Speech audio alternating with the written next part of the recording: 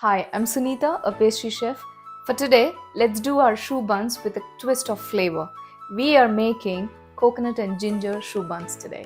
In this recipe tutorial, let's learn how to make craquelin, choux pastry, and a pastry cream, but with a twist of flavor, the coconut cream. Let's begin by making our craquelin. Start by adding butter and sugar into a bowl and then mix it.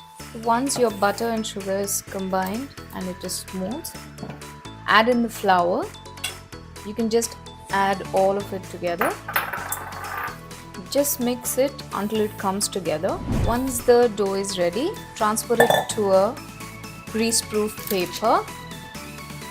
Cover it with another grease-proof paper on the top and roll it out to around 2 to 3 millimeter thickness.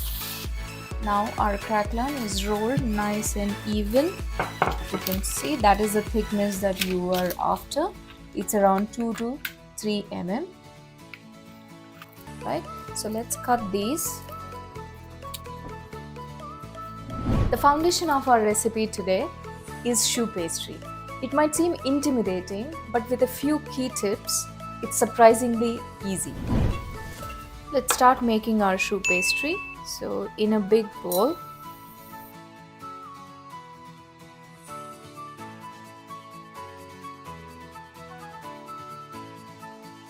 along with some sugar and salt. Now during this process, there are two important steps that you should keep in mind. One is the boiling of the liquid. That is what hydrates the flour and gives the structure to the pastry. So it's important to bring the liquids to a rolling boil before you add the flour.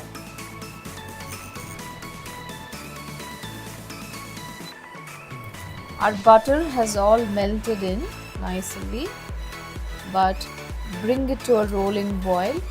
It's very important, as I told earlier. Once it comes to a rolling boil, bring it off the heat and put the flour in the liquid all at one go and keep mixing it until it comes together. Keep stirring the mixture so that it doesn't catch at the bottom, and also if there are any lumps of flour here and there, they're all mixed in nicely. If you can see, the dough is starting to come together, but continue to cook a little longer. This is also quite an important step in this process because you want it to be dried enough to avoid that soggy pastry. So dry it out. Do you know this mixture is actually called as panade? Mixture of liquids and flour. It's called a panade. So continue to cook a little more longer. You see it's almost ready. Just a touch more and it will be ready to transfer. So how do you exactly know when it is ready? I would say look for the sign. It starts forming a thin film at the bottom of the pan.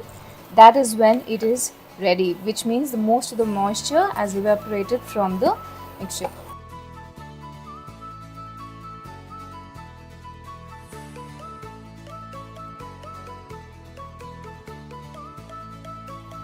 Once we have transferred the panade to the mixing bowl, let it cool down slightly before we add in the eggs to it, just to prevent the cooking of the eggs as soon as you add it to it. Right? So let it cool down slightly, maybe just a couple of minutes really. Now we start adding our eggs to the panade mixture. Now here I would like to mention that I find it a lot better when you break down the eggs before adding it to the mixture instead of adding it one by one. This has always worked for me. So just break the eggs. Let's start adding little by little. Eggs in little increments, and also make sure that it's incorporated well into the mixture before you add in the next one. Finish it off mixing with a maurice because there's always some flour mixture at the bottom, so make sure you incorporate that. Now your mixture is ready when you pick it up and you are getting this dropping consistency. And can you see the V formation here? That is your sign that the dough is ready. Now here I want to mention an important pointer with regards to the mixture of eggs. Now the amount of eggs that you need for the mixture really depends on a lot of factors. So just don't rely on the measurement alone. Look for the texture. Trust the texture, your eye, more than the measurement in this regards. Transfer the mixture to a piping bag. When baking, it's important that we pipe the choux buns consistently, which is why I'm using the cutter as a guide.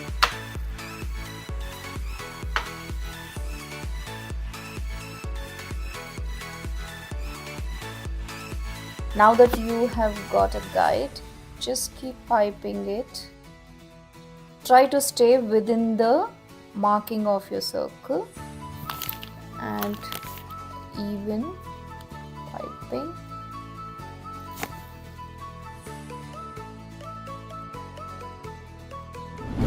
Our Crequelin has nicely frozen now.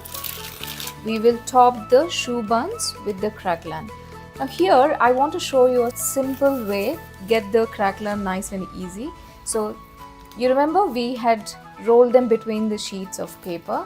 So you remove one side completely, put it back on and turn it around and peel away from the other side.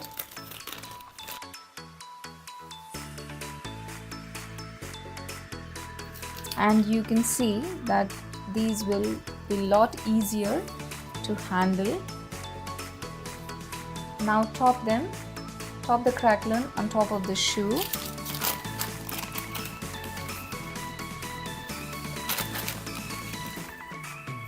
The leftover Crequelin can be just packed away and can be frozen up to 3 months. So our choux buns are ready for baking. I've already preheated the oven to 175 degrees.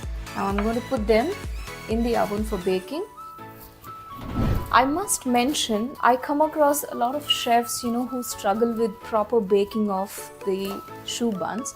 So initially we bake it at a higher temperature to help the rise, and for the second half of the baking you reduce the temperature, which will help it properly cook and dry out, right? Now sometimes the choux buns will color faster than you expected, but they will be slightly soft. So what you do in that case is just leave the door open of the oven. Oven is still running, but you just leave the door open. This helps it dry out completely. Our choux buns are ready. So they're beautifully risen and nicely dried out. So if you touch them, they should not be soft. That's your sign. If you leave it soft, they'll become soggy over a period of time. If you were wondering why I added the Crequelin for the choux buns, let me show you the difference. This one is with the Crequelin, which has a nice beautiful finish on the top, very evenly done. Whereas on the other hand, this one without the Crequelin has risen nicely, but it has risen very uneven and doesn't look so pretty for presentation. Let's move on to our filling. So the filling is the heart of these choux buns.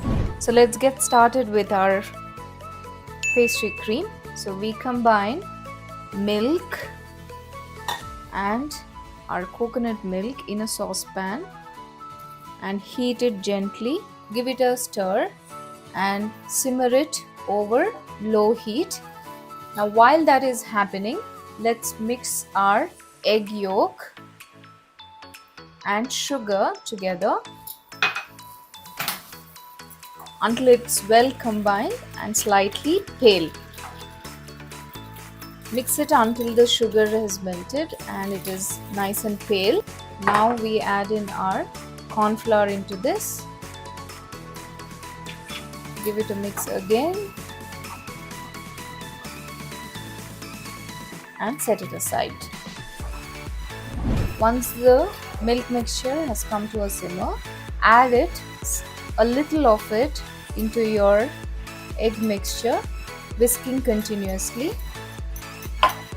This is called tempering, wherein you're not adding the entire hot mixture, instead tempering it with a third of it, then you go in with the rest of it. Keep stirring continuously to avoid the curdle.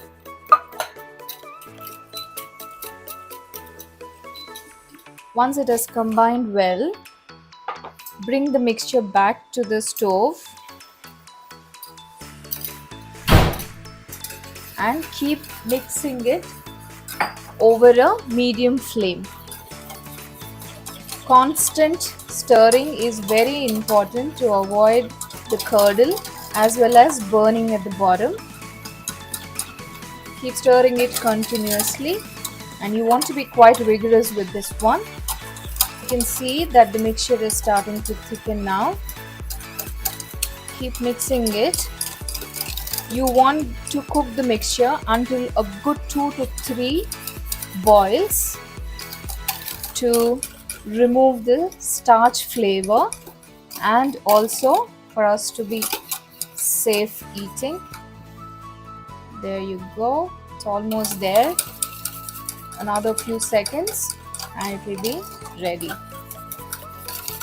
It's ready now. Let's transfer it. There you go, the silky smooth pastry cream. Just follow a couple of, it is time sensitive, so you need to be careful with the mixing and also the temperature. But temperature, texture and timing, those are your best friends when it comes to pastry. Transfer it. Now I'm adding freshly grated ginger into this. Give it a good mix after you add the ginger.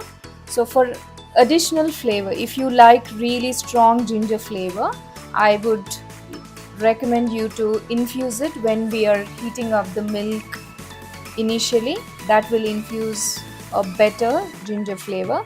I'm after a very mild ginger flavor in this coconut filling, so I added it much later. Cling film this and allow it to cool completely in a refrigerator. It is important to cling this to touch to avoid skinning while it is cooling down. It's ready to refrigerate until set. It will take 45 minutes to 1 hour.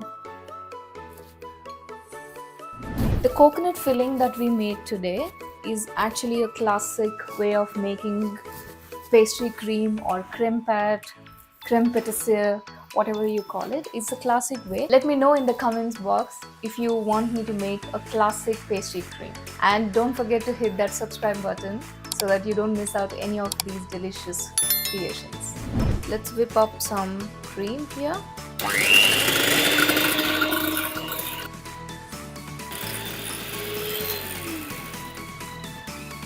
You want to whip up the cream just until a soft peak, because we are going to fold this into our pastry cream that we had cooked earlier.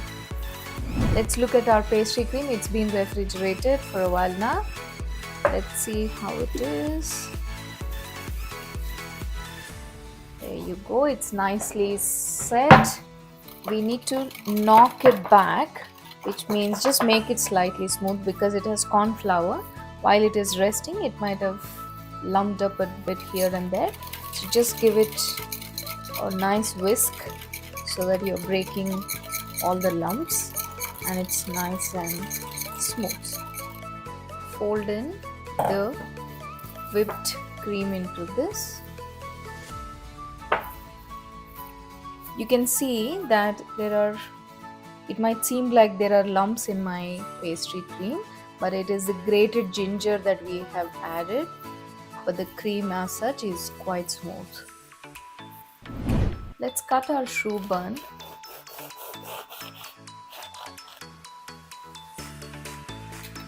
Let me show you the hollow So let's fill these choux buns. So we make a small hole at the bottom so that we can fill it. I've got the pastry cream into a piping bag.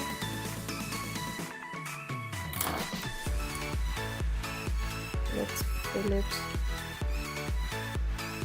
Rotate your choux bun while you're filling. This ensures that you fill in all the corners. So the sign of the filling, whether it is enough, is weigh it out. It should feel heavy than light. That is your sign that it is filled in. We've filled our choux buns now. Let's finish them with nice garnish. So I'm using clear gel just to brush on the top of the choux buns. I'll show you in a minute what I'm gonna do with these ones. If you don't have clear gel, you can also use thickened sugar syrup, or you can also use glucose syrup added with a little bit of water to thin it out and spread it. This is just for gluing. It's not to add any flavor or sweetness. This is just for gluing purposes. You'll see in a minute what I'm going to do with it. I'm just going to quickly get on a glove so that it's nice and tidy. So I've got some desiccated coconut here, and what we are going to do is the sugar side, just give it a nice swirl. That's it.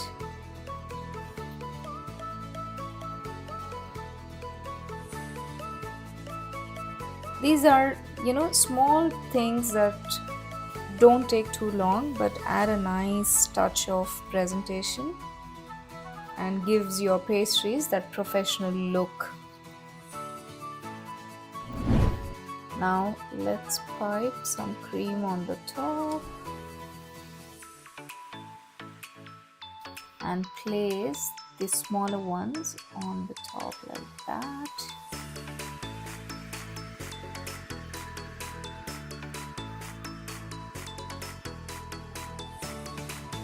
That's it. There you go. How pretty are they looking right now?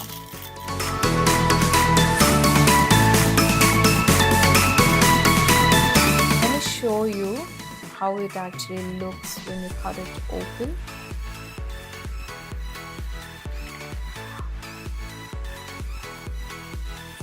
I hope you can hear the crackling. Oh my god, look at that. The cream is so smooth and silky.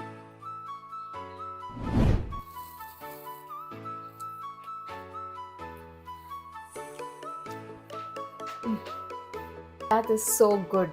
Buttery, crispy choux bun filled with that creamy, silky, smooth pastry cream.